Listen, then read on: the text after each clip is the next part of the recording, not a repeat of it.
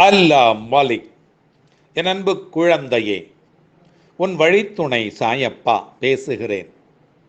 நீ எடுக்கும் முடிவுகளை நிதானத்தோடும் நம்பிக்கையோடும் பிறருக்கு தீங்கு இழைக்காத வண்ணமும் நீ எடுத்தாக வேண்டும்.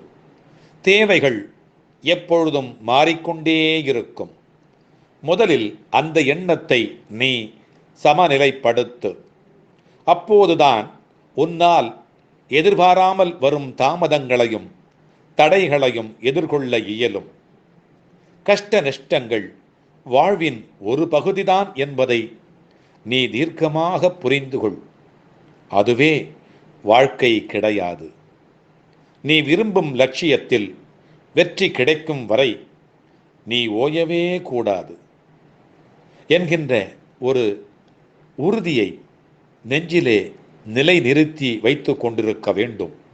அப்போதுதான் உன்னால் சுடர்விட்டு பிரகாசிக்க முடியும். யார் உன்னை என்ன செய்துவிட முடியும்? யார் உன்னை வசப்படுத்தி திட்டினாலும், எந்த விதமான வசை பாடினாலும் அது உன்னை தீண்டவே தீண்டாது. உன்னை அதை தீண்டவும் நான் விடமாட்டேன். அதற்கான பலனை அவர்கள் சந்திப்பார்கள். தற்போதைய நிலை கண்டு நீ கலங்காதே. உன்னுடைய நம்பிக்கையை இழக்கவே இழக்காதே. கொஞ்சம் கொஞ்சம் பொறுமை காத்துக்கொள். உனக்கு நான் நல்லதையே செய்வேன். உனக்கு நல்லதே நடக்கும். முதலில் வாழ்க்கையை நினைத்து பயப்படுவதை நிறுத்திக்கொள். பயம் புத்தியை மழுங்க வைத்துவிடும். பயம் எதிர்மறை எண்ணங்களை உருவாக்கி கொடுக்கும்.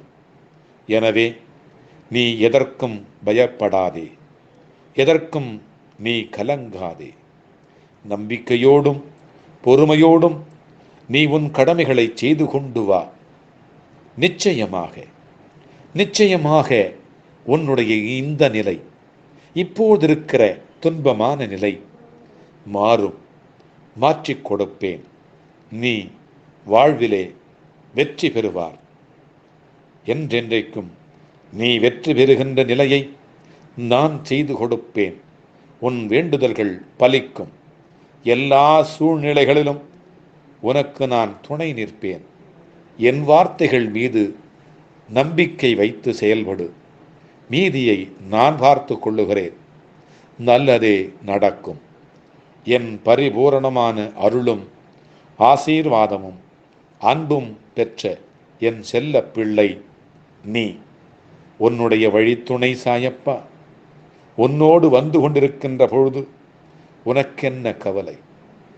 கவலை இல்லாமல் நல்ல விதமாக நம்பிக்கையாக நடை போடு. அல்லாஹ் மலிக்.